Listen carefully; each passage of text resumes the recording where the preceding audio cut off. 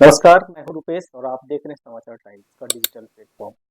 अभी मैं हूं जमुआ विधानसभा क्षेत्र में और हमारे साथ हैं युवा नेता कांग्रेस से अनिल चौधरी जी। इनसे कुछ जानना चाहेंगे। अनिल जी, सबसे पहले हमारे चैनल पे आपका स्वागत है। आपको भी रुपेश जी बहुत बहुत धन्यवाद और आपके माध्यम से तमाम जमुआ वासियों को नव वर्ष की शुभकामनाएं देता हूं। जी अनिल जी, एक कुछ सवाल आपसे जानना चाहता हूं। जैसे एक पेशा कानून क्या है? देखिए, पेशा कानून इसका फुल फॉर्म से ही आपको समझ में आ जाएगा। Panchayat extension to schedule area. जी, कहने का मतलब है पंचायत का जो प्रावधान है वो शेड्यूल एरिया, कहने मतलब आदिवासी जो क्षेत्र है वहां पे कैसे लागू किया जाएगा। पंचायत का प्रावधान तो देखते हैं 1993 में जब 73वां संविधान संशोधन किया गया तो पूरे देश में पंचायती राज व्यवस्था लागू की गई। लेकिन अब देखेंगे कुछ ऐसे क्षेत्र थे जहां सिर्फ आदिवासी लोग रहते हैं, तो उस क्षेत्र का विकास उनके आधार पे होना चाहिए। इसीलिए 1996 में फिर से एक कानून पास किया गया जिसको पेशा बोलते हैं। ये कानून सिर्फ उस एरिया के लिए था जहां पे आदिवासी लोग वास करते हैं। मीन्स आदिवासी का जल, जंगल, जमीन का विकास होना हो तो कैसे होगा, वहां की ग्राम सभा जो आदिवासियों की सभा होगी वो डिसीजन लेंगी कि हमारे यहाँ कैसा डेवलपमेंट होगा। क्योंकि आप देखो अंग्रेज भी इस चीज को मानते थे। सीएनटी एक्ट चाहे तो एसपीटी एक्ट देखे होंगे, तो ये स्पेशल उन लोगों के लिए ही था कि इन लोग के संस्कृति, इन लोग के समाज के साथ किसी तरह का छेड़खानी नहीं करेंगे।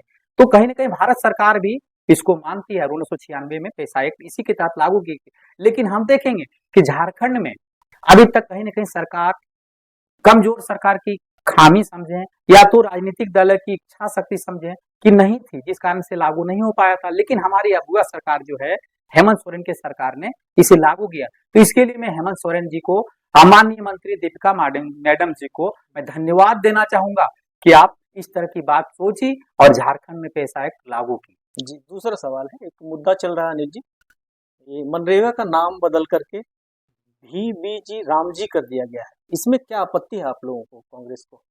लेकिन राम जी के नाम से कोई योजना चलती तो खुशी की बात है, क्योंकि राम जी और महात्मा गांधी के नाम से हमारे देश को जाना जाता है। हम कहीं विदेश भी जाते हैं तो महात्मा गांधी के सामने नतमस्तक होते हैं, महात्मा गांधी के विचारों से हम जोड़ जाने जाते हैं। तो नाम बदलना बहुत बड़ी बात नहीं। मैं सोचता हूँ कि अगर राम जी के नाम से कोई ऐसी योजना चलती जो गरीबों के लेकर होता, चाहे तो बेरोजगारी दूर करने के लिए होता, तो मुझे बहुत अच्छी बात मुझे समझ में आता। लेकिन आप देखेंगे नाम तो बदला गया, लेकिन जो गांधी जी का जो सोच था उसको कहीं ना कहीं धूमिल किया गया, उनके सोच को कमजोर किया गया। पहले हमारा जो मनरेगा योजना था उसमें क्या था कि आप बेरोजगार हैं, आपको किसी तरह का कोई काम नहीं है, नहीं मिला हो, तो आप सरकार से रोजगार की गारंटी ले सकते थे। आपको सरकार रोजगार देने के लिए बात थी, 100 देने की बात तो थी। अगर आपको जॉब नहीं देती है, काम नहीं देता है, तो सरकार आपको बेरोजगारी भत्ता देगी। लेकिन अभी क्या किया गया, अभी आप इसकी कोई गारंटी नहीं कि आपको जॉब देंगे या नहीं देंगे, वो डिसाइड सरकार करेगा। तो ये तो कमजोर हो गया ना। दूसरी बात, पहले जो इस योजना में प्रावधान था कि 90% केंद्र सरकार देगी, 10% राज्य सरकार देगी, जितना भी पैसा इसमें लगना हो। लेकिन अब क्या किया गया है, ऊपर सरकार, केंद्र सरकार इसमें मात्र 60% देगी, 40% राज्य सरकार देगी। और आप जानते हैं कि राज्य वैसे भी पैसे के मामले में बहुत कमजोर होता है। राज्य मैक्सिमम कोशिश करता है कि केंद्र से हमको कितना अनुदान मिले, कितना टैक्स का पैसा मिले। और जब से देखेंगे जीएसटी लागू हुआ उसके बाद तो एक तरह से राज्य को पंगु बना दिया गया है।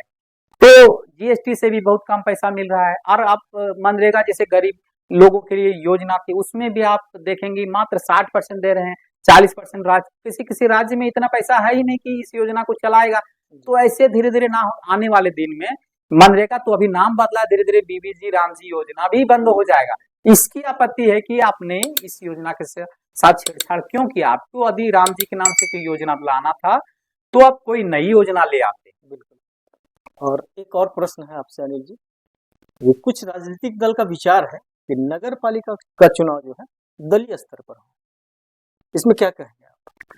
देखिए, ये जो स्थानीय, इसको जो है ना, पंचायत हो गया चाहे नगर पालिका, इसको स्थानीय सरकार के नाम से हम जानते हैं, जो 73वां संविधान संशोधन से देश में लागू हो गया। तो स्थानीय सरकार कहने का मतलब है कि स्थानीय सरकार में स्थानीय मुद्दे होते हैं, स्थानीय समस्या होता है, जी तो उस समस्या को स्थानीय लोग बखूबी जानते हैं। यदि स्थानीय स्तर पे ये चुनाव हो, बिना दल के आधार पे हो, तो वहाँ की समस्या बहुत बखूबी से सॉल्व किया जा सकता है। लेकिन जब इसे दल के आधार पे करेंगे, तो जानते हैं कि हर दल का एक विचारधारा होता है, एक सिद्धांत होता है। तो जब ये चुनाव जीत के आएंगे, तो वो दल के सिद्धांत के आधार पे काम करेंगे। दल का जो सोच हो, सिद्धांत हो, मतलब वही लागू करना चाहेंगे, स्थानीय मुद्दा को भुला दिया जाएगा। आप देखेंगे कि जब राज्य में भी चुनाव होता है, या कहीं भी चुनाव होता है दल के आधार पे, तो वहां पे चुनाव प्रचार करने के लिए देश के प्रधानमंत्री आ जाते हैं, मुद्दा प्रधानमंत्री में चला जाता है। बात कहेंगे कि हमारी नहीं, आपको प्रधानमंत्री को चुनना है, तो फिर दल के आधार पे उनको लोग वोट देने के लिए कहने लगता है। और सबसे बुरी बात है कि दल के आधार के साथ साथ धर्म को जोड़ दिया जाता है, तो कहीं ना कहीं मुद्दा विहीन हो जाता है। यदि दल के आधार पे चुनाव होगा तो दिक्कत यही होगा, सिद्धांत सब दल का लगेगा, जो एक पार्टी पार्टिकुलर किसी भी पार्टी का अपना एक विचार होता है उस पे हो जाएगा। कभी भी स्थानीय मुद्दा को सॉल्व नहीं किया जाएगा, स्थानीय समस्या को सॉल्व नहीं किया जाएगा। इसलिए मेरा जो पर्सनल मानना है कि स्थानीय सरकार की जो भी चुनाव, चाहे नगर पालिका हो या तो पंचायत की चुनाव हो, दल के आधार पे होना नहीं चाहिए। इसलिए हमारी सरकार भी देखेंगे, वो सरकार इसी आधार पे, झारखंड सरकार इसे दल के आधार पे नहीं कर रही, तो मैं इसे अच्छा मानता हूँ। अब अलग अलग लोगों का कुछ राय होगा तो मैं उसे नहीं कह सकता, लेकिन मेरी राय से स्थानीय सरकार के चुनाव जो भी हो, दल आधार पे नहीं होना चाहिए। बहुत बहुत धन्यवाद। तो आपने देखा अभी अनिल जी हमारे साथ हैं, युवा कांग्रेस नेता हैं, और आप लोगों की क्या राय है। इस वीडियो को अगर पसंद आए तो ज़्यादा से ज़्यादा लाइक, शेयर और फॉलो करें और कमेंट करें।